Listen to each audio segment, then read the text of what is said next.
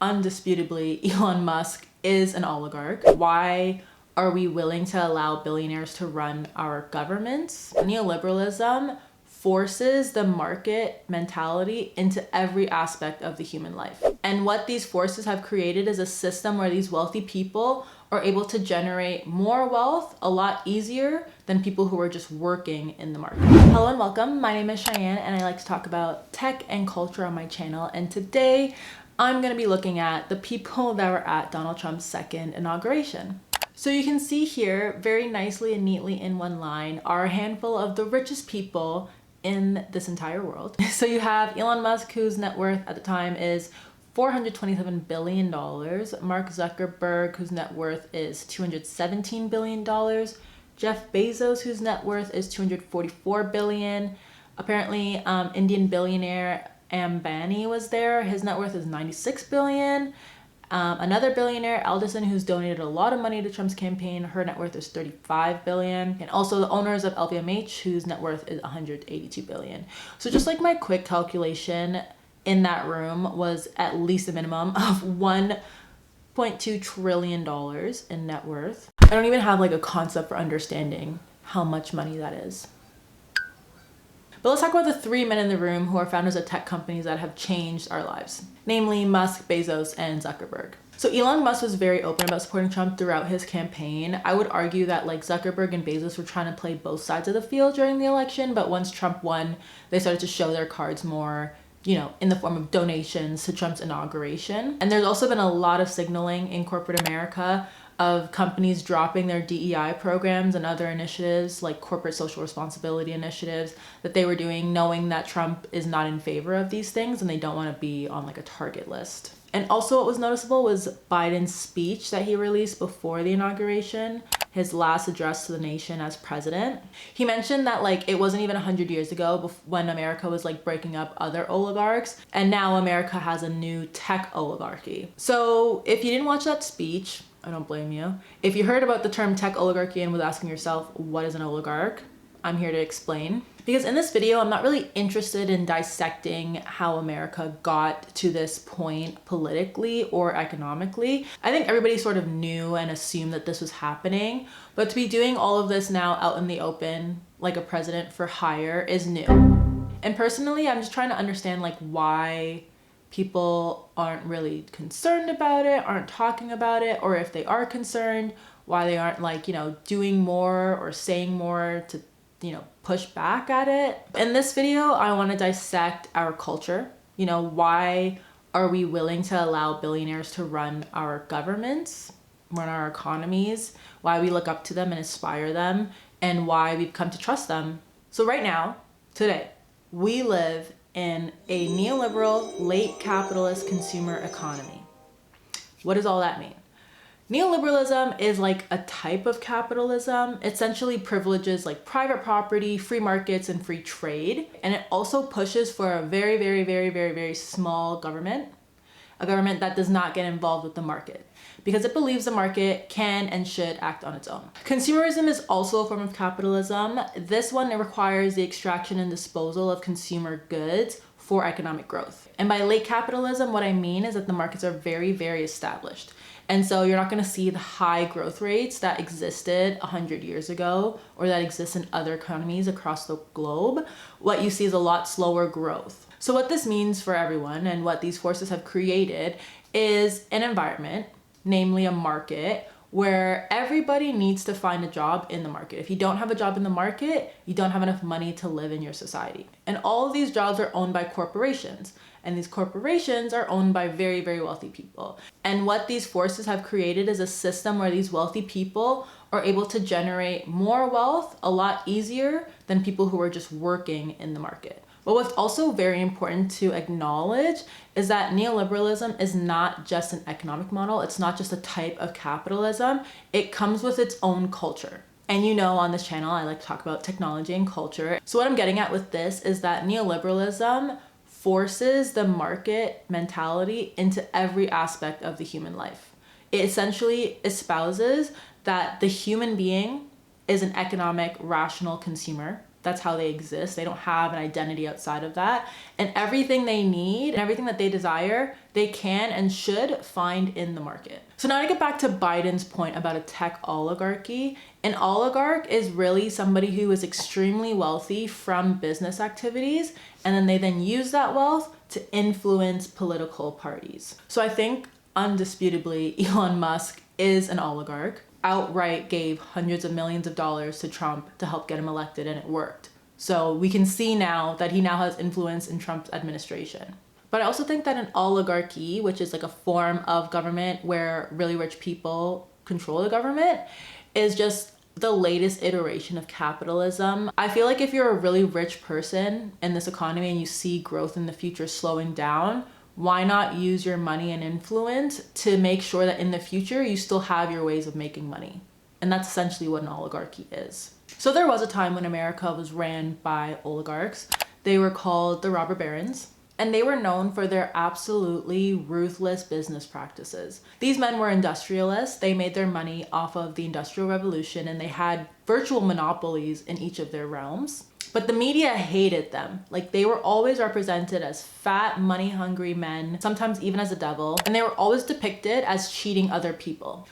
One person even accused them of rampant individualism, which I think is funny, given our context now. Like, when you think about how we represent billionaires now, today in the media, completely different. But these robber barons and industrialists of 100 years ago, they all lost their power during the Great Depression. After the Great Depression and FDR started the New Deal, there was this new consensus amongst Americans that capitalism was not great, its business cycles were brutal for regular people, and that they needed a government to protect the majority of society from the craziness of the ups and downs of business cycles. So the government went to great lengths to spend a lot of money to ensure that there were certain social programs in place so that everybody had an equal opportunity in the economy. Obviously, equal is like with a little asterisk because women and people of color did not have the same opportunities as white men, but that's a story for another day. And as I was researching for this video, it became very clear to me, and I became convinced that a lot of the stuff the government was doing during these times after World War II and between the end of the Cold War was literally to combat people and the ideas of communism. Let me explain. After the Great Depression, there was a lot of people that were like, capitalism is bad, let's be communist. But there were also very few Americans who were also very rich who didn't want that to happen. And so this New Deal and this consensus was like, okay, we're gonna give up some of our money to make sure that we actually are allowed to still make money in the future because we won't be a communist country. But towards the 70s and 80s, this began to break down. One, because the Soviet Union was like losing its power. And two, because of stagflation, which was a period of like really high inflation and really high unemployment. And the regular mechanisms for dealing with those economic downturns weren't working anymore. So then people started pushing neoliberalism as a solution to this economic downturn. And that's where we are today. Also in the 80s was a new president, Ronald Reagan. And his economic reforms, again, on the basis of neoliberalism, really allowed for an investor class to be very active in finding and funding startups and entrepreneurs. And as a result of this, there was a lot of leveraged buyouts of whole companies that were happening in the 80s. And so the public started to become aware of hostile takeovers in corporate America. The media even started calling them corporate raiders. So there was another risk to capital now with these venture capitalists and private equity firms being depicted negatively in the media. They could have easily turned into the new robber barons of that era. But what you also find happening in the 80s is this new emergence of cable television and programming directed to really niche audiences. And a lot of what came out of that was a fascination with the rich and powerful. So pop culture really started to focus on how extravagant rich people were living and provided a view into that lifestyle. So this, coupled with Ronald Reagan's neoliberal approaches to economic policy, created this new culture. Neoliberalism as an idea started to take hold in America because it was trying to attach itself to ideals that Americans already believed in, namely freedom and individuality. So while Ronald Reagan was pushing Americans to no longer rely on the government and to focus on themselves and provide for themselves, there was also this whole entire culture being depicted to Americans in the media of entrepreneurs becoming fabulously wealthy. And now we're in an environment and a culture where if you're poor, it's your own fault. If you're rich, it's because you worked hard. And everyone in between just needs to work a little harder to get to where they want to be. So now with neoliberal capitalism, the government no longer has to concern themselves with the problem of the people. And they can use all of that time and energy to concern themselves with the problem of businesses. Under neoliberal capitalism, the government's role has now become creating an environment where businesses can flourish and thrive. And I feel like at the beginning of neoliberal capitalism, the idea was like trickle down economics, where if businesses did well, then it would also pay its employees well and everybody would benefit in the long run. We're like 40 years out from the 80s and I don't feel like a lot of people are seeing the benefits that they were promised. I mean, we know this because that's why Trump got elected. So when I say the government is now concerned with taking care of businesses, we can look at Elon Musk as an example. Elon Musk made a ton of money with PayPal and he used that to buy Tesla, which at the time of purchase wasn't a really successful company. But in 2010, at the help of Obama's administration, Elon Musk accepted over $456 million of government subsidies. And without that money, it was very possible that Tesla would not be here today. Jeff Bezos' Amazon has received tons of subsidies from a lot of the states and local cities that it has warehouses and facilities at. And from the city's perspective, their thinking is like, if we can attract Amazon to come to their city, they can have more jobs for their citizens. So now, like I said, how neoliberalism forces the market ideology onto every aspect of human life, even governments are now competing in a market against other cities for businesses. But there was a study that showed that for all the subsidies given to these mega corporate deals for them to set up shop in a certain city or state, sometimes those deals are costing governments $650,000 plus per job that's created.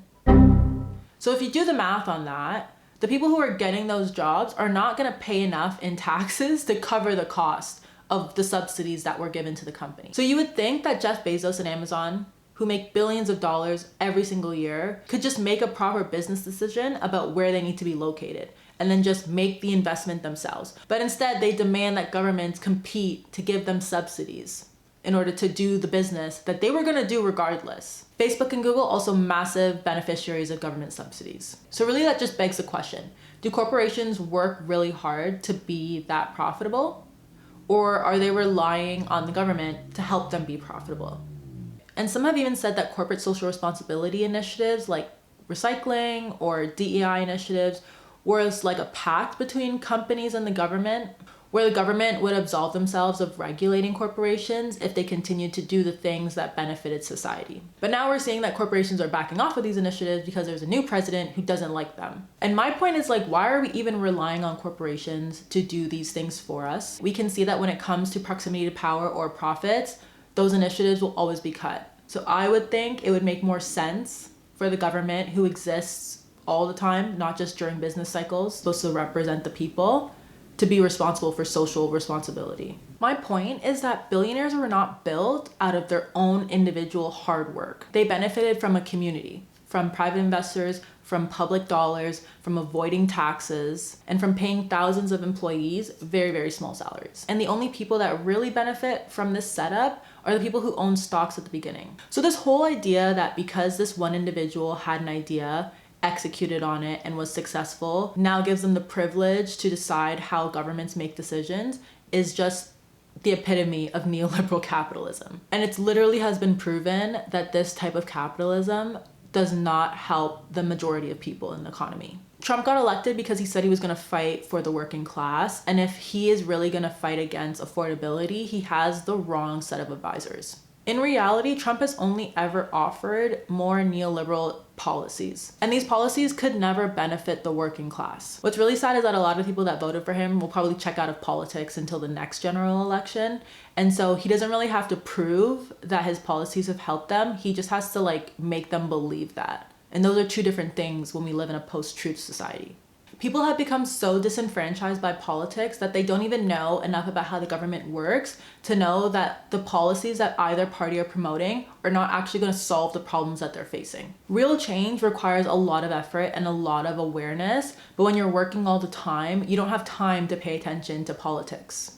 But I think that's kind of the point. If you had enough time to focus on the government wouldn't be acting this way. But also the people who are paying attention, the tech oligarchs, the ones who want to see the economy and the country go in a particular way that will benefit their own companies, they're very focused and they're very aware of what the government is doing. And that's why they're sitting behind the president watching him get sworn in. So let me know in the comment section below what you think these tech oligarchs want from America and the world. And as always, thank you for watching, and I'll see you in the next one.